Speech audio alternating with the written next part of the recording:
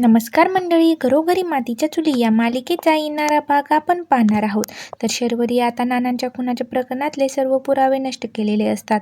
तेव्हा शर्वरी जानकीला सांगते की नानांचा खून कोणी केला याचा फक्त आणि फक्त एकच पुरावा उरलेला आहे आणि तोही म्हणजे हा नानांचा फोन, आणि तोही मी तुझ्या डोळ्यासमोर आता जाळून टाकणार आहे. तेव्हा राहुल तो पुरावा जाळतो, मात्र जानकी तो फोन त्या जाळातून काढू शकत नाही. तेव्हा जानकीच्या डोळ्यात पाणी येतं. तर शर्वरीला हे सर्व पाहून खूप आनंद होतो. तेव्हा ती म्हणते की वहिनी, नानांचा तो लास्ट पुरावाही नष्ट झाला.